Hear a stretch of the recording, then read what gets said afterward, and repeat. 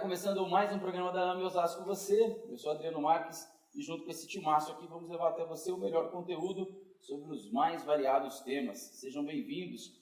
Se você ainda não se inscreveu no canal, participe, deixe seu like, deixe seu joinha, se inscreva na página e participe conosco, tirando a sua dúvida, fazendo a sua pergunta e, claro, aproveitando para indicar quem você quer que esteja conosco aqui nos próximos programas. Lembrando que todo início de mês você tem um novo vídeo no canal, pode fazer sua pergunta, deixar o seu comentário e aproveitar para participar conosco, ajudando não só na construção do bate-papo aqui, mas também indicando, talvez na AME aí da sua cidade, do seu estado, tem alguém muito interessante que você gostaria de ver sentado aqui conosco, vale a pena a sua indicação, use o comentário aqui para isso, beleza? Eu prometi alguns abraços no começo, mas antes, deixa eu só apresentar, está conosco hoje aqui Alejandro Vera, médico psiquiatra, presidente da AME Osasco e também coordenador do Departamento de Saúde Mental da AME Brasil. Bem-vindo. Obrigado, Adriano. Tudo bem? Graças a Deus, bem. Maravilha. Uma presença super especial hoje, cara. Estou esperando essa presença há meses. Há meses. Vou falar os bastidores depois, porque aguarde. Todo mundo que senta aqui, eu tenho uma historinha, pessoal. Fica tranquilo.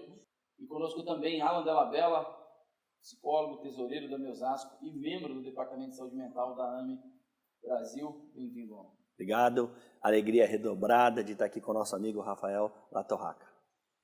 Alan, os e-mails não param de chegar e a pergunta é a seguinte: confirmadas novidades, agora não tem retorno? Não tem retrocesso? Tudo enraizado. Tá tudo enraizado. Muito bem. Quem está em casa não entendeu, volta.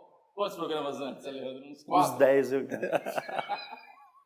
E conosco ele, Rafael Latorraca, médico psiquiatra, especializado em dependência química, coordenador do Núcleo de Saúde Mental e Espiritismo da AME São Paulo e membro do Departamento de Saúde Mental da AME Brasil. Rafael, seja bem-vindo, prazer tê-lo aqui. Um prazer enorme estar aqui com vocês, com meus amigos, né? E com meu grande irmão que fez meu casamento. Ele foi o padre do meu casamento. Olá. São dois culpados se eu não ter ganhado uma entrevista, ter ganho uma entrevista há muito tempo atrás. Rafael, é um prazer revê-lo, muito bom tê-lo. Prazer é meu. Muito bem. Ali, antes de começar o programa, nós sempre gravamos antes, mas vale a pena lembrar que esse ano nós temos um evento, vários. Vamos lá, fica à vontade de você citar, parece que tem um em setembro aí que vale a pena. Então, em setembro, dias 14 e 15 de setembro, é a segunda jornada da Associação Médico Espírita de Osasco, que vai ocorrer no Salão Nobre da Prefeitura, na Avenida Bussocaba, número 300. Com uma programação muito legal, muito bacana, temas diversos aí, abordando a aliança da ciência, saúde e espiritualidade, ciência, saúde e espiritismo, psicologia e espiritismo, enfim, com convidados especiais, o casal Arismar e Márcia Leão de Brasília, da AME Planalto, Gelson Luiz Roberto, que é psicólogo da Associação Médico Espírita do Rio Grande do Sul, uma grande referência em psicologia analítica, e estão todos convidados, estejam conosco. Aqueles que quiserem se inscrever, podem se inscrever através do nosso site, que é o www.moradesmael.org. Muito bem. Nomes de alguns que vão estar conosco lá. Adriano Marques, não sei se você conhece, Alan Della Bella, o casal que eu já citei, e toda a equipe da AME Osasco. Legal. Para fazer inscrição, somente por esse site ou tem outros canais? Via site. Somente via site, né? Isso. Muito bem.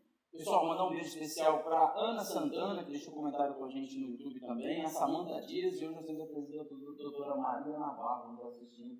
Leandro, acho que podia convidar um dia para falar de fisioterapia, claro. Atividade física nas comunidades de São Paulo, tem um trabalho legal, e podia chamar coisa para ela falar. Vamos falar de dependência química, e aí muitos de nós já passamos ou temos alguém na família, algum conhecido, algum amigo que passa por essa dificuldade.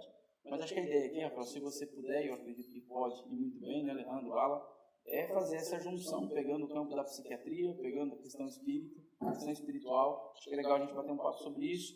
A primeira pergunta é: o mundo que nós vivemos hoje está levando as pessoas para uma dependência maior ou não? Qual que é o gancho aí? Como é que a gente pode começar esse bate-papo, Rafael?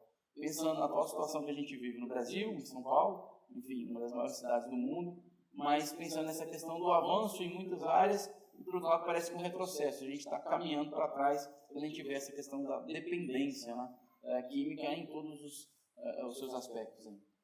Com certeza há dezenas ou até centenas de fatores na nossa sociedade atual que contribuem para a questão da dependência química. Se a gente for fazer uma análise histórica, sempre houve em todas as civilizações alguma substância associada com determinada tribo, determinado povo, né? Em diversos contextos, desde contextos de rituais considerados sagrados, por exemplo, a ayahuasca, que a gente tem aqui no norte do nosso país, que não causa dependência química, né? O uso não costuma ser cada vez mais frequente, mais intenso, mas em outras regiões do mundo, o contexto histórico-social leva para um uso de determinada substância. Por exemplo, no norte da África, na Europa e na Ásia, a dependência de ópio, de heroína e de opiáceos em geral é muito maior do que aqui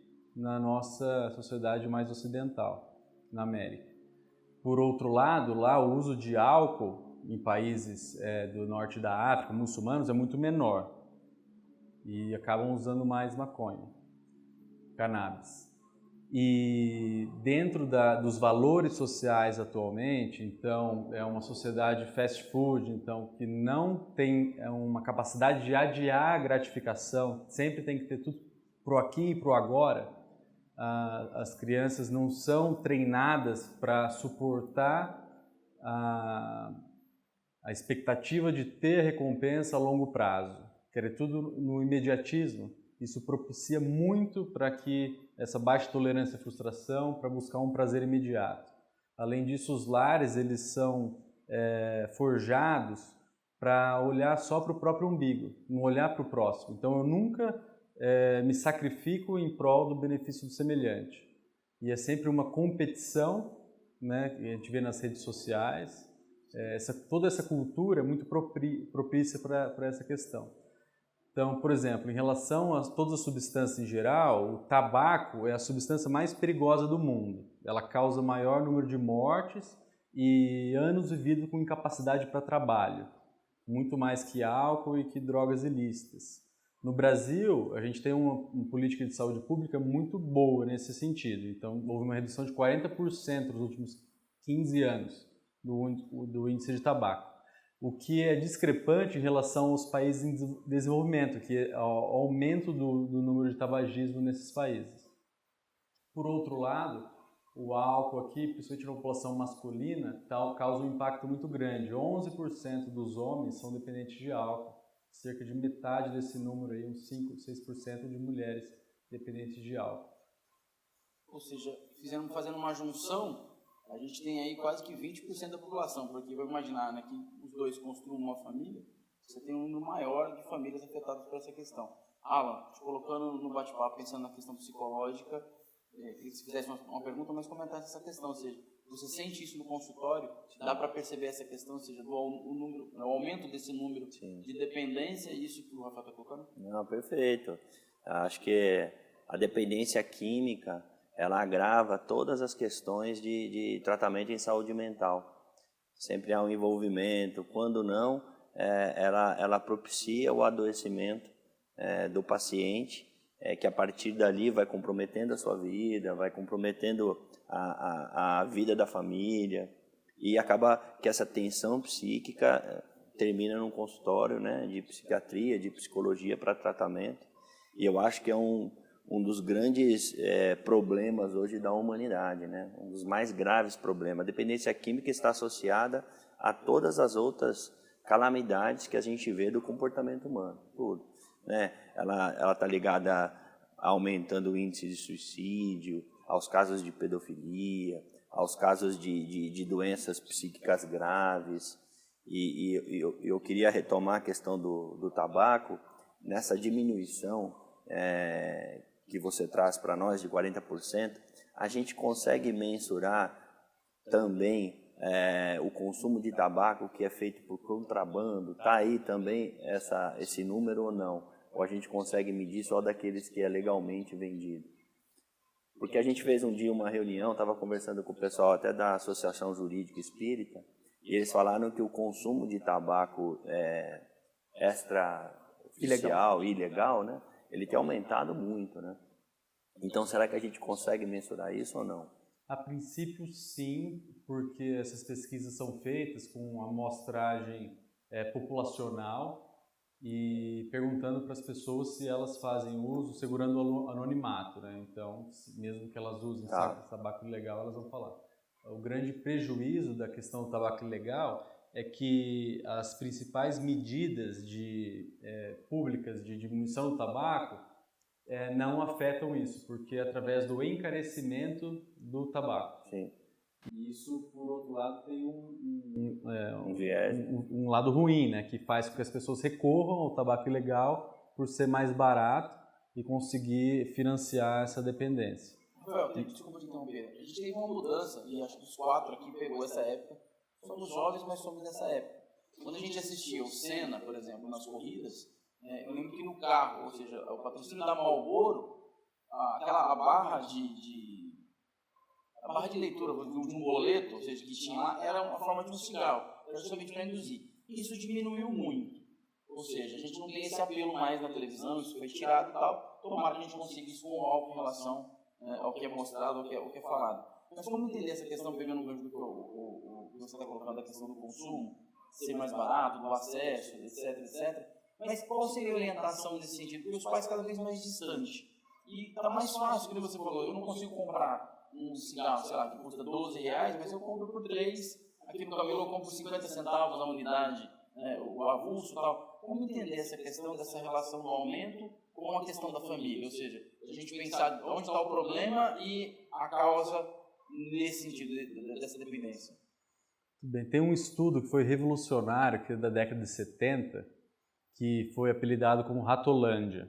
Porque até esse estudo na década de 70, a dependência química em geral era considerada simplesmente como causada pela substância. Ou seja, basta existir a substância e entrar em contato com ela que se gera a dependência química. Igual, por exemplo, eu entro em contato com o bacilo de Koch, eu desenvolvo a tuberculose. Se o bacilo de Koch fosse erradicado da face da Terra, ninguém mais teria tuberculose.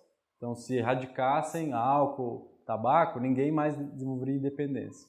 Mas aí fizeram esse estudo bem interessante, porque pegaram ratos geneticamente iguais e dividiram entre um ambiente ricamente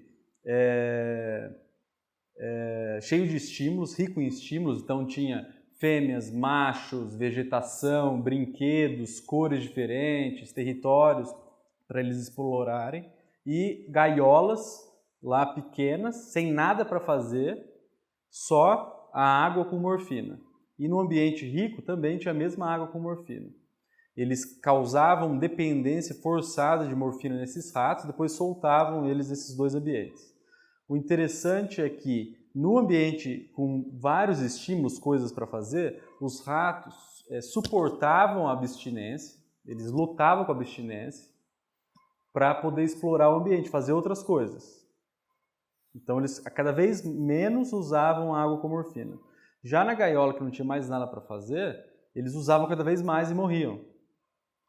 Então é muito importante o que a gente está oferecendo para as nossas crianças. Será que a gente está oferecendo um ambiente escolar de competição, de vaidade, uma exposição muito aumentada em relação a redes sociais, em que só é valorizado aquele que é mais bonito, que é mais poderoso, que tem mais dinheiro e que tem mais status, em detrimento de valores morais, trabalho voluntário, um ambiente de troca afetiva em casa, com conversas e que todos estão próximos de si mesmo. Então, quando a criança ou o adolescente não tem acesso a prazeres, valores e possibilidade de desenvolvimento, práticas esportivas, contato com o próximo, ver outras realidades sociais, ele vai estar muito mais vulnerável em ter esse prazer imediato e ter esse status de transgressor entre os colegas e tudo mais. Tem uma paciente que a família se quebrava ao meio para conseguir pagar uma escola particular de boa qualidade técnica para ela. Mas a paciente, a filha dessa minha paciente, adolescente, 15 anos, começou a falar assim, porque os meus pais e meus amigos plantam maconha em casa e eles fumam com os pais. Isso que é o legal, você tem uma mentalidade muito quadrada. E começou a fumar escondido. e tudo mais. Aí a mãe falou, não. Tirou ela da escola, colocou numa escola pública, integral, e ela fica de manhã e tarde, onde a realidade é muito mais dura, alguns alunos até que têm que trabalhar e estudar. Então, quebrou todo esse paradigma do que é o bacana para eles, o que é o legal. E mudou a mentalidade da adolescente, da menina. Agora, ela não tem mais essa pressão dos pares em se sobressair através desse tipo de coisa, de mentalidade de substância química. É outra coisa que é valorizada no meio. Então, o meio ele influencia muito os adolescentes. Até em cima disso que você está falando, Rafael, eu peguei um caso no consultório em que um adolescente, no ambiente de jogo, onde coloca o fone para jogar pela internet, de 14, 15 anos de idade, aquele ambiente já foi descoberto por alguns aliciadores e através desses grupos que se formam para jogar, havia a infiltração da venda de substâncias psicoativas para colocar no narguile, o narguile que eles faziam uso durante as festas, né? E eu comecei a perguntar para outros adolescentes que também jogavam se eles já tinham ouvido falar desse tipo de iniciativa, que os pais estão ali, o menino está com fone, ele está jogando, mal sabem os pais que através daquela brincadeira, daquele jogo, que é muito comum hoje, todas as famílias, né? Todo mundo joga pela internet hoje, não faz ideia do que está sendo feito por lá. E aí nas festas, algumas famílias permitem, né, que seja utilizado o narguile para consumo nas festas, só que com substâncias psicoativas que ninguém nem faz ideia, e eles já se organizaram pela internet durante os jogos, né? E outros problemas também de outras drogas que circulam por ali, nesse outro meio que é novo, né? Justamente para quê? Para fazer a venda, para fazer o uso da substância. Então veja como o ambiente, de fato, ele acaba interferindo e como está sendo cada vez mais audaciosa, né, a investida criativa no sentido de pulverizar ainda mais o uso de substâncias. Você está trazendo, né, assim como o Rafael também tem reforçado bastante nisso, que quando se fala em dependência química, você tem inúmeros fatores envolvidos e os fatores sociais e culturais, eles são extremamente importantes, né?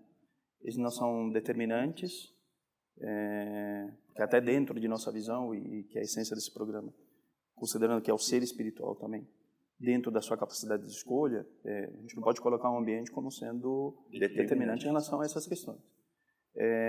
Mas eles são muito importantes, né? E se o tabagismo tem sido reduzido, né, o tabaco comum, o homem dentro da sua inteligência também tem desenvolvido outras técnicas e outras substâncias, imagino eu também, né, Rafael? Para que o homem busque cada vez mais essa busca pelo prazer imediato, né? Mas também tem uma diferença aí, né, Rafael? Poder trazer isso do que é a dependência, do que é o uso nocivo. A gente olha para o uso da substância e coloca tudo como dependência química. Uhum.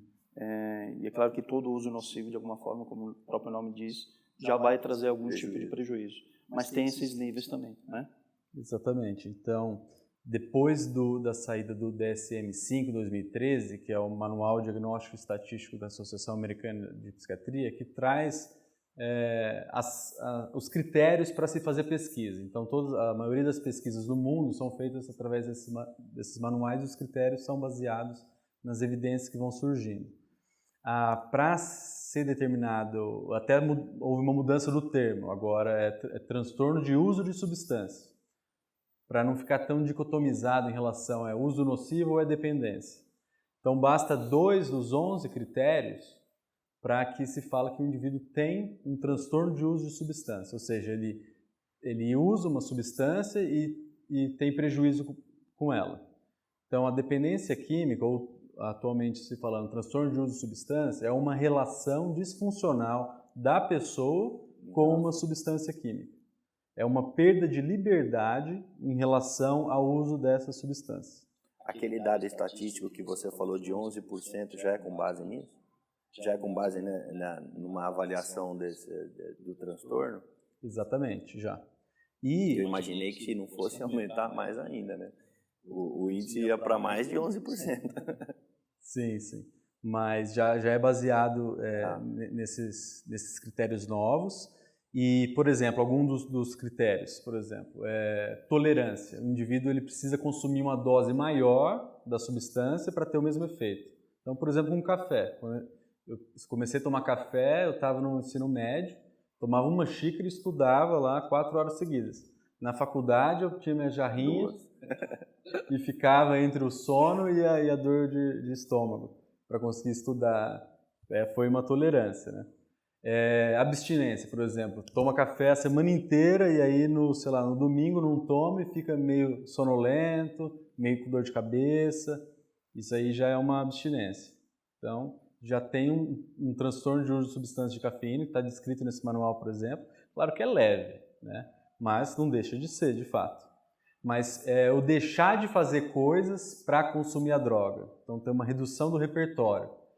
Minha vida começa a ficar baseada em acessar a droga, me recuperar dos efeitos dela e acessar de novo. Então, eu deixo de fazer outras coisas. Começa a ter prejuízo acadêmico, profissional, familiar, e por aí vai. E indo para o campo social, quantos eventos deixam de existir porque não tem a droga? Eu lembro da minha adolescência, juventude, que as nossas referências masculinas, tios, primos mais velhos, enfim, a única preocupação deles era com a cerveja gelada na festa. Se não tivesse cerveja, não tinha festa, né? Então, o quanto que isso também não foi massacrado socialmente, de que a festa, para ser feliz, para ser alegre, tem que ter o consumo de álcool. Eu vivi isso particularmente a minha vida inteira, né? De que a gente tem que ter a cerveja gelada para que a festa seja alegre, seja boa, e isso foi uma realidade, né? Se não tivesse, não tinha festa. Você está falando do cara que deixa de fazer um evento por causa do consumo, e tem um monte de evento que não acontece se não tem o consumo de bebida alcoólica, que também é um grande mal, né? Acho que só fica o alerta, né? O Rafael trouxe aí dos novos critérios relacionados ao transtorno de uso de substâncias, em especial para quem está nos assistindo, em especial se for o jovem,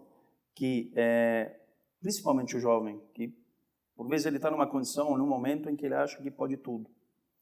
Eu estou usando, estão dizendo que se eu não tiver nenhum tipo de teórico prejuízo, sim, eu posso continuar usando, que eu vou percebendo meus limites.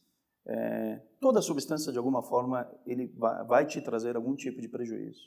Talvez no início seja imperceptível, mas se manter nesse tipo de uso, em algum momento, ou vai fechar, de fato, critérios para o transtorno de uso de substâncias, e ele pode perceber ou não, ou talvez nem perceba, e quando viu, por vezes, não vou dizer que é tarde, né?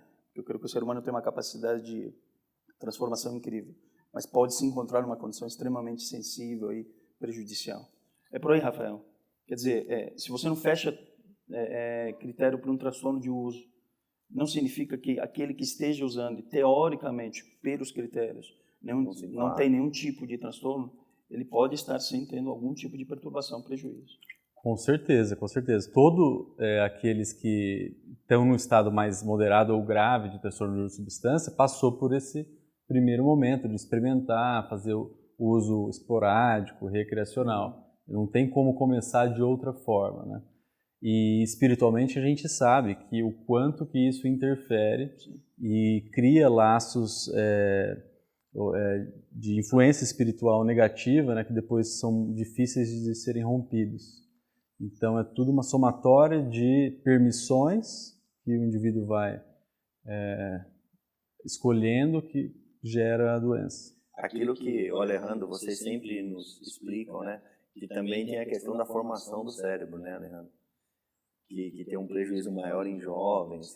Principalmente em relação ao álcool, né? Principalmente. Até os 21, se o uso for ou constante, mesmo que seja mínimo, o prejuízo já é muito maior. Qual que é o dado mesmo, né? Você tem um sistema nervoso central em desenvolvimento ao longo de uma vida. Pelo menos o que eu vi uma vez também dentro de uma palestra, não vou lembrar o nome da médica, mas uma médica referência em relação ao uso de álcool, que o cérebro vai alcançando o ápice do seu amadurecimento por volta dos 24 anos. E que qualquer uso de substâncias antes desse período, ele vai acelerando alguns processos que são prejudiciais. E o que a gente observa as pessoas fazendo uso cada vez mais precoce. Sim.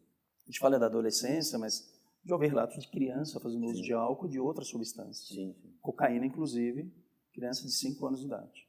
Ou seja, no churrasco, a cerveja está gelada e molha o chupa na boca. Pessoal, nós estamos com Rafael Latorraca, ele é médico psiquiatra, especializado em dependência química, coordenador do Núcleo de Saúde Mental e Espiritismo de São Paulo e membro do Departamento de Saúde Mental do Brasil, junto com o Alejandro Vera e o Alan Della Bella também. Se você quiser fazer sua pergunta, participe conosco no canal, lembrando de se inscrever, deixar o seu joinha e, claro, deixar o seu comentário também.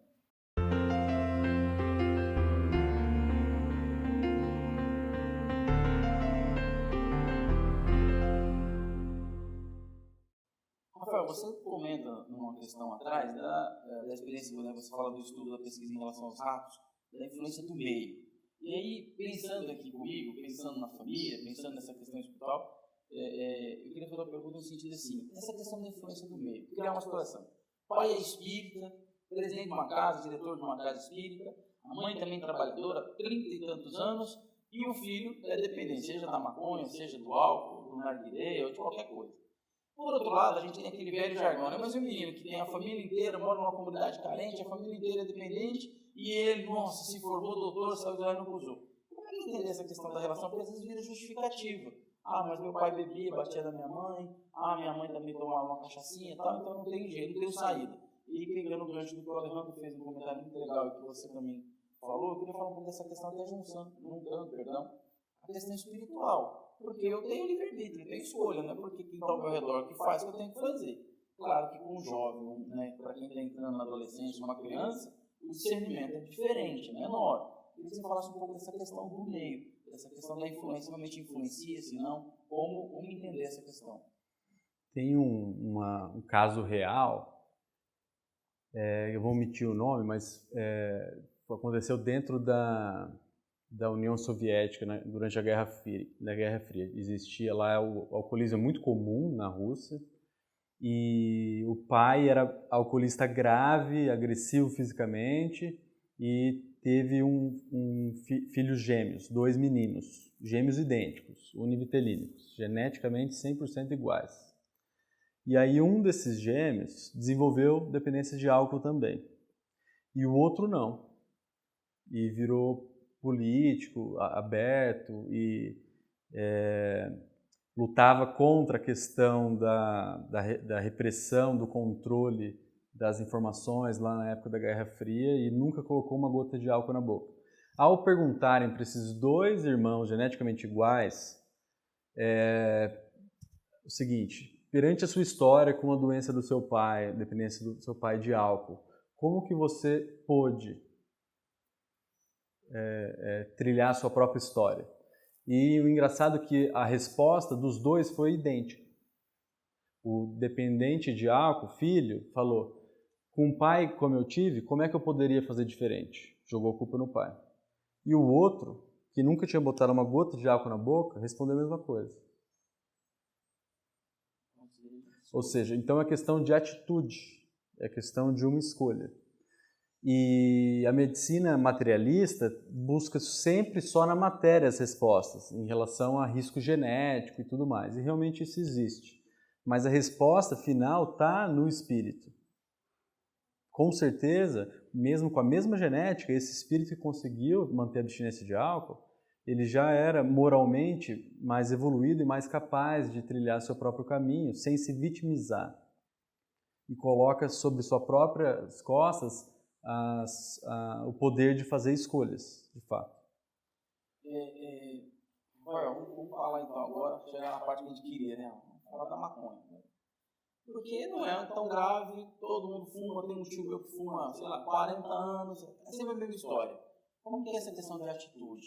Estou no meio, em uma escola, em uma faculdade, em um grupo de pessoas que fazem uso, mas eu não quero me envolver. Sou amigo até a página 2, a partir daí, como desenvolver, como entender isso? Como é que é essa questão? Ou seja, que atitude que eu tenho que tomar? Porque o uso cada vez maior. E hoje, como o Alan estava comentando no intervalo, se a gente falar para um jovem, não é legal fumar maconha, você apanha hoje em dia. Você pega as manifestações que a gente está tendo pela questão política no Brasil, o uso é absurdo. Né? Quer dizer, como que é essa questão? Por exemplo, resumindo uma pergunta, os malefícios da maconha. Tem, não tem? É totalmente um negócio muito quadrado, isso é da década de 50, a maconha não tem problema nenhum, dá para plantar em casa. A gente tem uma indústria nos Estados Unidos hoje, ou seja, buscando uma liberação para poder vender, para questão do consumo. Como que é isso? Bom, a maconha faz mal. Não dá para falar que não. Nenhuma sociedade de psiquiatria que eu tenha conhecimento no mundo foi a favor dessa abertura do uso, porque biologicamente ela faz mal. O uso terapêutico dela, em alguns casos, por exemplo, glaucoma ou uma síndrome consumptiva em paciente com câncer terminal, HIV, tem alguns tipos de benefício, mas ela continua fazendo mal.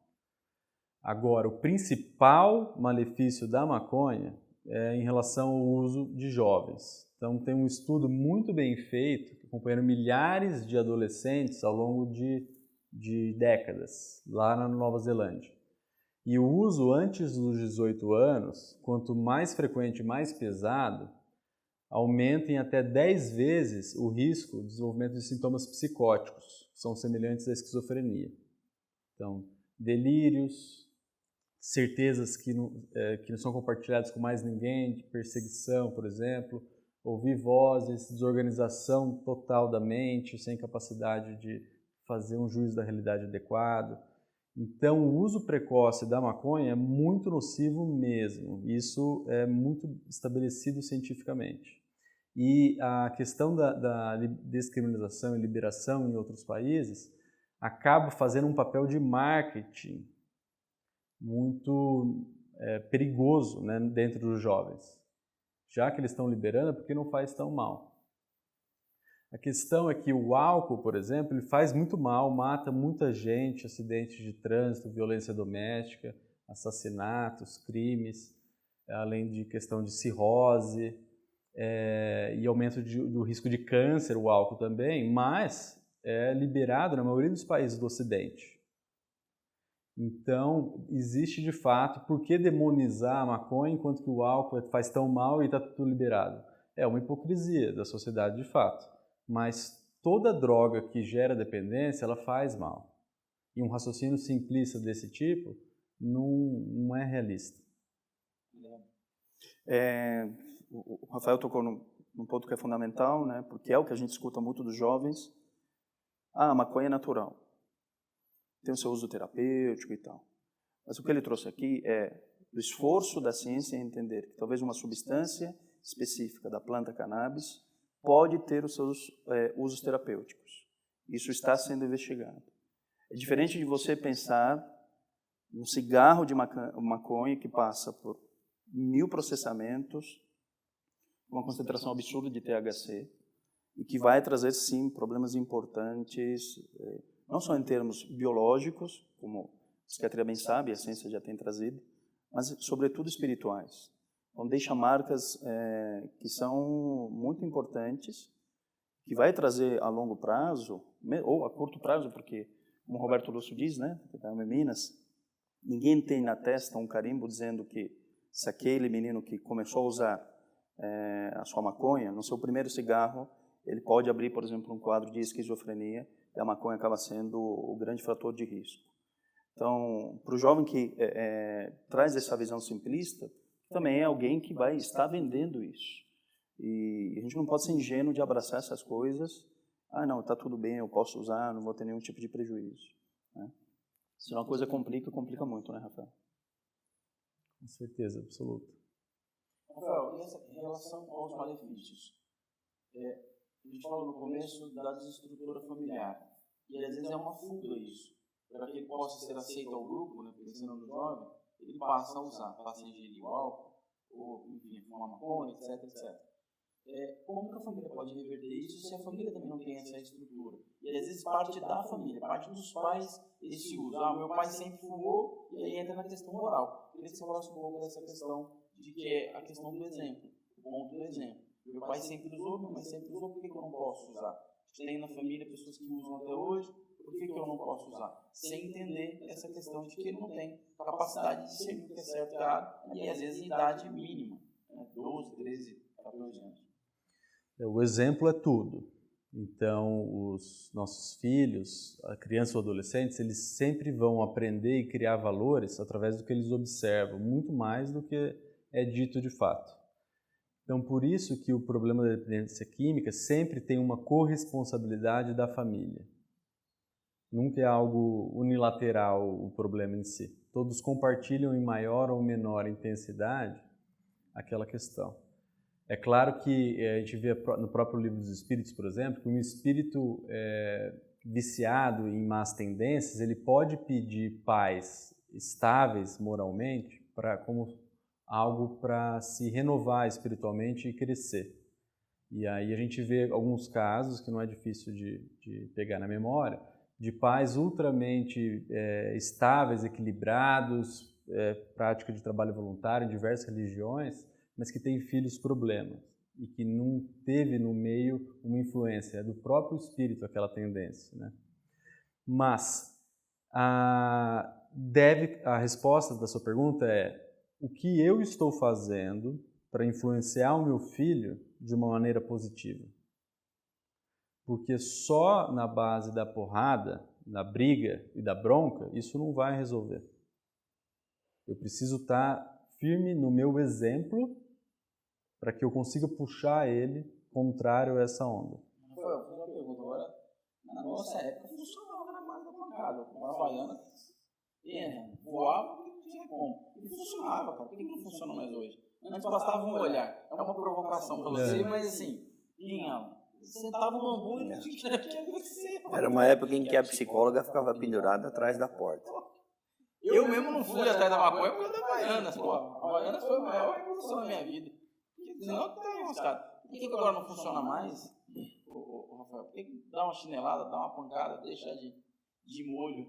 É uma questão muito complexa, assim, mas tem várias teorias diferentes, né? Uma delas é que como os pais estão mais sobrecarregados em relação a estímulos, a humanidade nunca teve tanto acesso à informação simultaneamente. Então, a qualidade do tempo dos pais com os filhos, e o Alejandro, sei lá, vive isso na pele, vai saber falar mais propriedade que eu, né? Mas a qualidade e o tempo com os filhos está diminuindo. Então, embora estando na mesma sala, o filho está lá no tablet e tudo mais. Isso gera uma sensação meio que de culpa e de tentar compensar, sanando com objetos, com meios materiais, gratificando de maneira muito imediata as crianças. Uma necessidade talvez poderia ser sanada em um dia num parque, né? Não, e até a própria condição da punição conversa com isso que o Rafael está dizendo.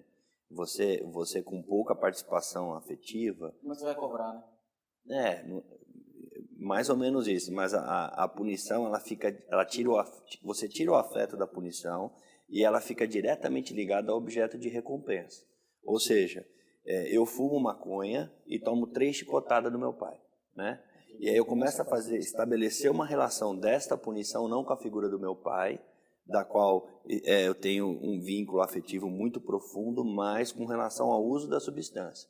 Então, fumar maconha me dá um prazer X e receber a punição do meu pai me dá um desprazer Y. Compensa ou não? Por vezes compensa. Compensa porque vale a pena eu fazer uso de algo que me dá prazer pela punição que eu levo, né? Então, a punição começa a não funcionar quando você não está muito vinculado ao sujeito. Não adianta a criança que vai tomar a chinelada da mãe porque ela pegou o sorvete antes do almoço, mas o sorvete é tão gostoso e a chinelada dói e passa, que eu vou continuar tomando sorvete antes do almoço para tomar as 2 chineladas que minha mãe me dá, entendeu? Então, quando você se desvincula afetivamente do seu filho e participa pouco dele, a punição não fica ligada ao afeto e nem a figura castradora do pai ou da mãe, mas vinculada direto ao objeto que eu quero ter. Eu creio que são, até para aproveitar isso que o Rafael está trazendo, você, né, Alan? E relacionado à primeira questão que a gente abriu esse segundo bloco, são recortes, né? Recortes de 2 extremos, daqueles que ainda se utilizam da chinelada, e não é pouco, mas é muito, porque eu vivo uma realidade como médico, eu vivo 2 realidades, daqueles que se utilizam muito da agressividade e da violência, e outros que buscam aí compensar talvez a falta de tempo com seus filhos, levando outras gratificações, seja através do tablet, do celular, ou disso, ou de viagens, e por aí vai. E dentro desses extremos, você tem um espectro, as mais variadas possibilidades. E você trouxe algo que é fundamental, né? Essa relação dos pais com seus filhos, e o que eu, como pai, tenho feito diferente para poder estimular meu filho ao melhor. Então, onde está a minha responsabilidade? Porque o que eu escuto muito é essa geração. Essa geração aí não presta, essa geração isso, essa geração aquilo. Essa geração não nasceu de geração espontânea. Ela não ocorreu do nada. Não é de chocadeira. Não é de chocadeira. Então, até fazendo referências ao Livro dos Espíritos, fazendo referências às lições que Emmanuel nos traz, entendendo que a criança, que é esse espírito recém-encarnante, apresenta um corpo frágil, que necessita de cuidados, é um espírito que está aberto a novas possibilidades de aprendizado, enfim, de renovação íntima. A maior responsabilidade nas primeiras idades são dos pais e é da sociedade. Então, de alguma forma, quando nós vemos jovens em situações críticas, é porque eles também estão colhendo aquilo que a geração anterior está semeando. Então, nós temos responsabilidade nisso. Não é essa geração. Então, se essa geração... Não dá, de maneira nenhuma. Porque se essa geração é mimimi, a nossa geração também é. Então, isso é fundamental. Porque senão a gente larga tudo e fala, essa geração tem que se virar, eu lavo minhas mãos e está tudo bem. E não é por aí. E a minha geração fica boa, né? Sim. Outra que eu ajudei a construir. Que era diferente, que era isso, que aquilo. Não, é um contínuo. Eu queria... Não, de geração para geração a gente vê mudanças, né? Sim. A nossa geração foi diferente da dos nossos pais, que foi diferente da dos nossos avós, e a gente às vezes fica muito apegado a questões que estão ligadas à nossa época. Eu achava horrível quando eu era mais jovem falar, será que eu também vou dizer na minha época, e eu estou aqui falando na minha época e tal, e muito ligado aos prejuízos que a nova geração apresenta em relação à minha época. Mas pensando, como a gente aprende no Livro dos Espíritos, que nós estamos em constante evolução, apesar de ter um ou outro fragmento das nossas gerações em que a gente acaba percebendo mudanças para pior, a gente não pode ter dúvida de que nós estamos evoluindo e de que essa geração que a gente chama de mimimi e tem esse movimento, como o Dr. Alejandro está falando, apesar disso estar muito em pauta e a gente consegue observar isso no dia a dia, estamos evoluindo. Nesse sentido, são gerações mais evoluídas do que a nossa no processo incessante, né? Então vai ter coisa ali que a gente aponta para lá ou para cá, mas nós estamos evoluindo. E é isso, né? Agora a gente tem que aprender a lidar com o novo. A gente passa primeiro pela negação, pelo combate, mas são coisas, são comportamentos novos, são avanços da ciência e da tecnologia que chegaram para ficar e que estão trazendo um modelo de funcionar diferente do nosso, né?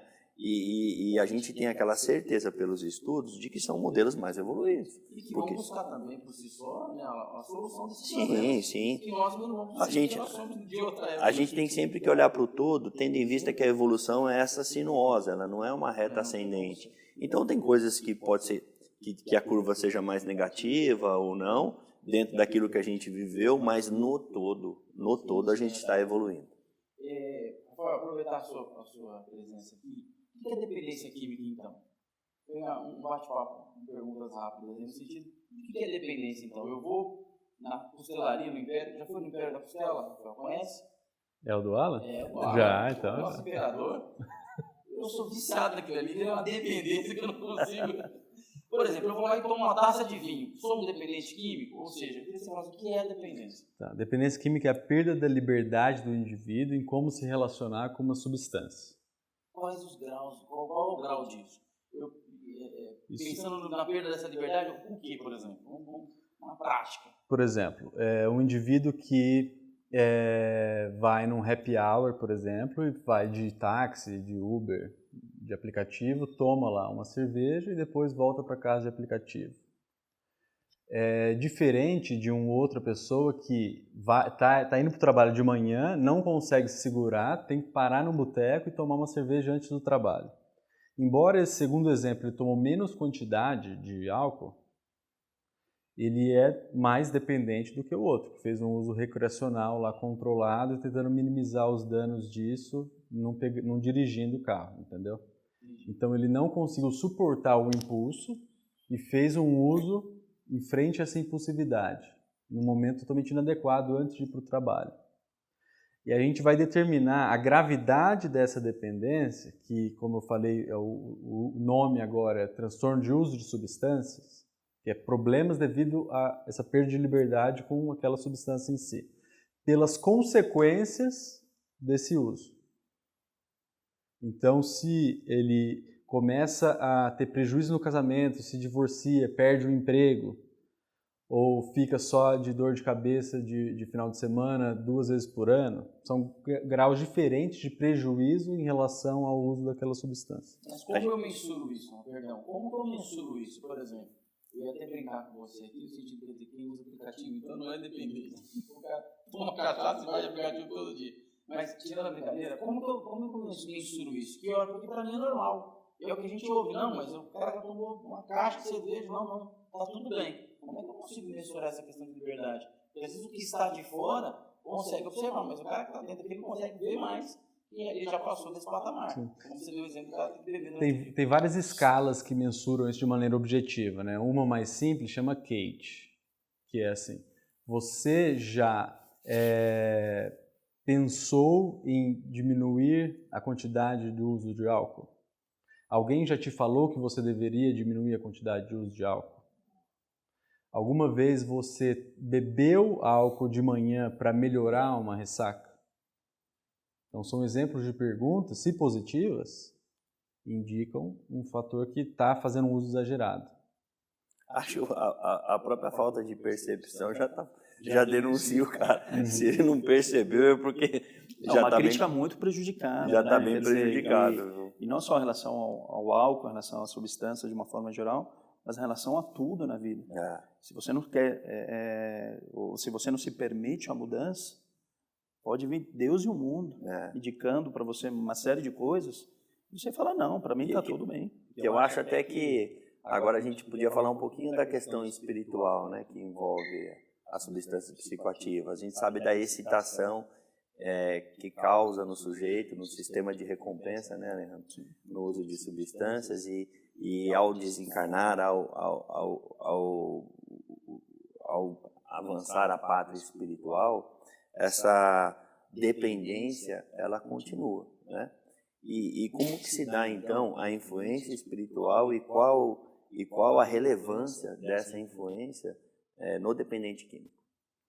A gente vive em condomínio espiritual, a gente está sempre sintonizado em qualquer faixa de pensamento que a gente situe entre encarnados e desencarnados. E quando a gente desencarna dentro de um padrão de perda de liberdade com o uso de uma substância, a gente vai manter isso, como o Alan falou, depois de desencarnar. E naturalmente a tendência é buscar pessoas com mesma sintonia, o mesmo problema, para manter o uso. Então, cada indivíduo que sente fissura, vontade de usar uma droga, não é só a dele que ele está lidando, é de uma horda, uma torcida em função disso. E isso até explica uma observação, não tem nada científico a respeito disso, mas eu já fiz essa observação, inclusive montei laboratórios para mensurar isso e consegui medir, de que o sujeito que faz uso de substâncias, se você colocá-lo num ambiente onde existem outras pessoas que fazem uso também, e ele não conhece ninguém, quase que automaticamente esse sujeito se vincula. Eu já pude fazer essa experiência e eu acho que isso tem um fator espiritual importante, que é próprio da lei de afinidade, né?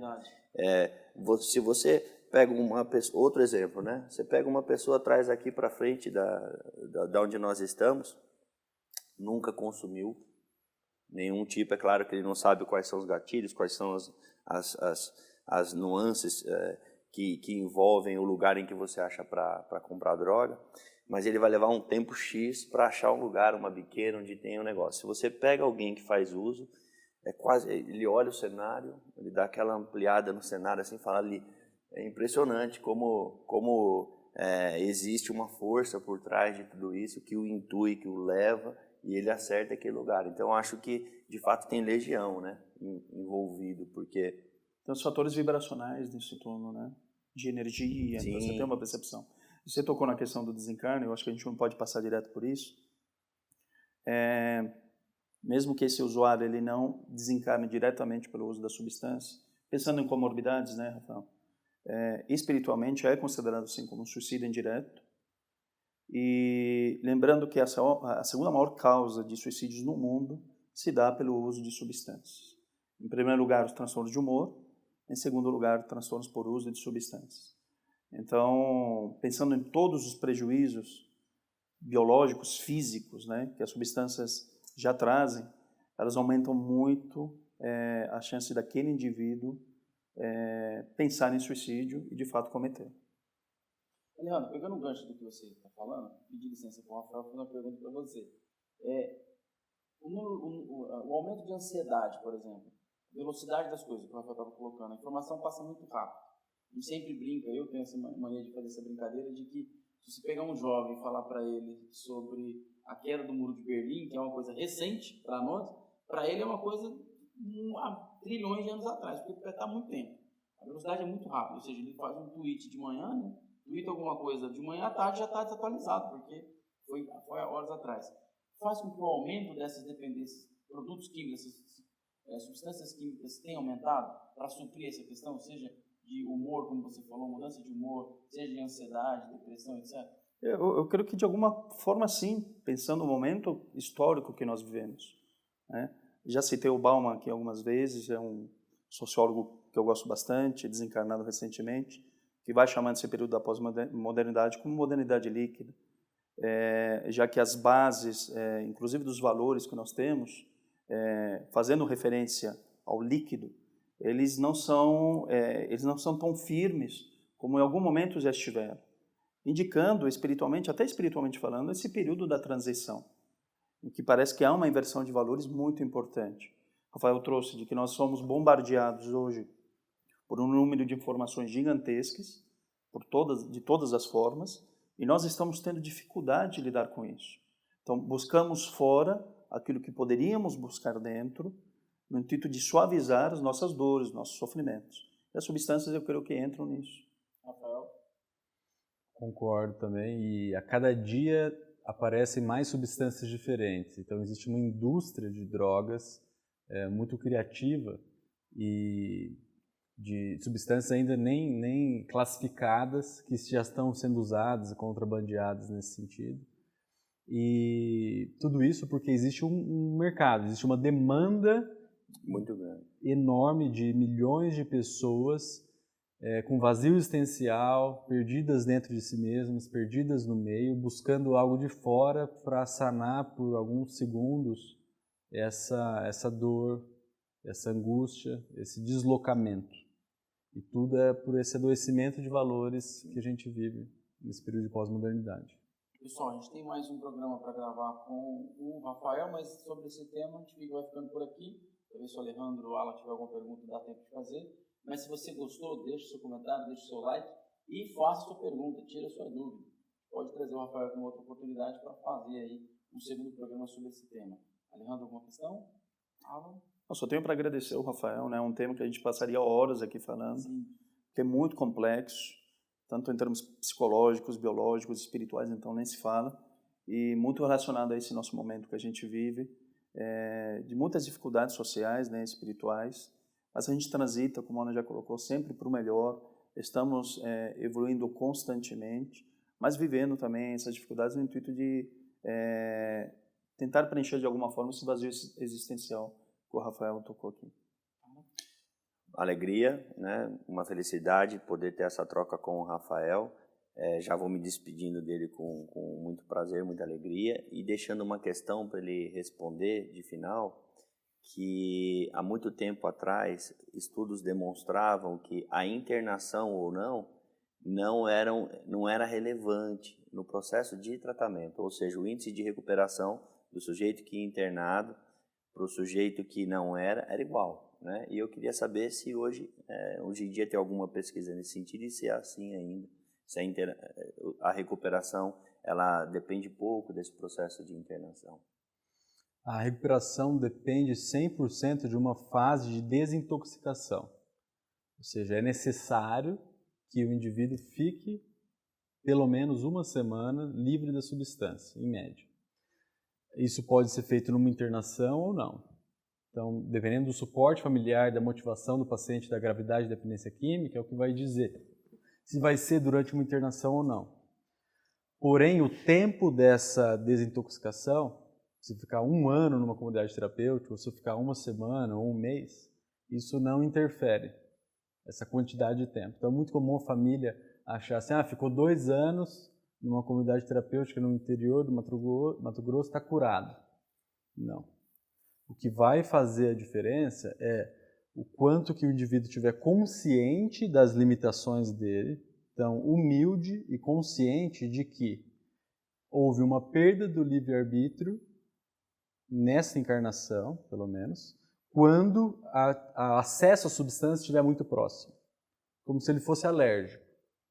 Então, uma dependência de crack, por exemplo, ela permanece nesse nível. Se alguém oferecer crack para ele, é tão grave aquilo que, se está tão fácil o acesso, ele não vai conseguir recusar. Se houver uma assimilação disso, ele vai evitar tudo que possa facilitar ele ter acesso. Contatos, locais, trajetos. E aí, se ele aplicar no dia a dia dele, mudar o ambiente para evitar esse contato, isso vai ajudar. Então, fazer tratamento, fazer parte de grupos, mudar pessoas, mudar a convivência social nesse sentido.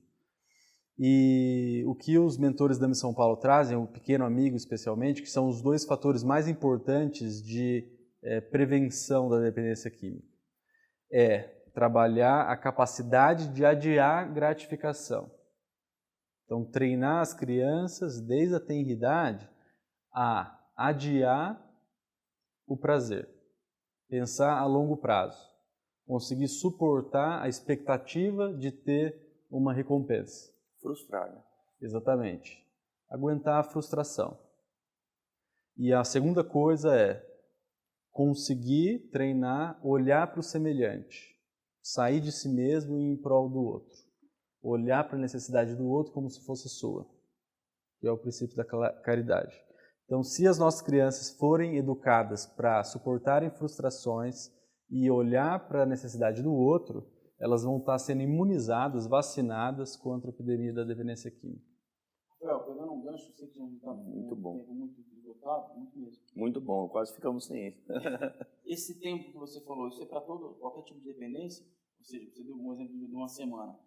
Maconha, crack, álcool, precisa de 1 semana, tem um tempo, para todas ou não? Não, varia. Por exemplo, para álcool são 10 dias, o máximo que pode durar uma abstinência física.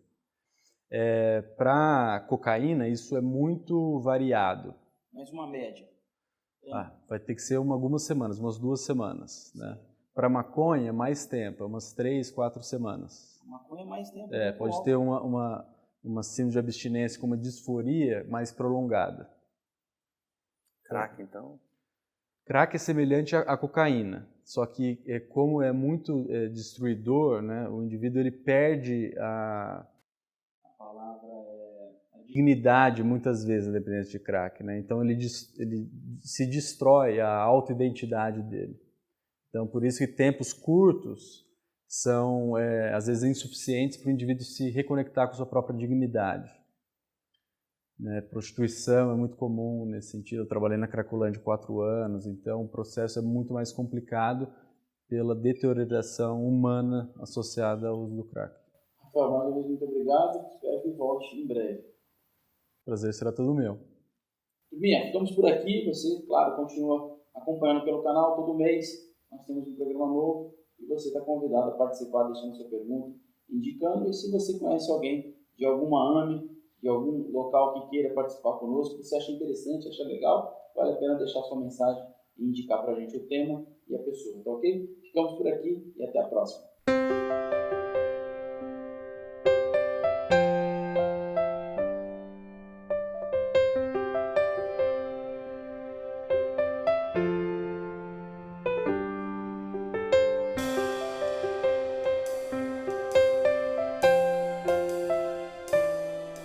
Obrigado.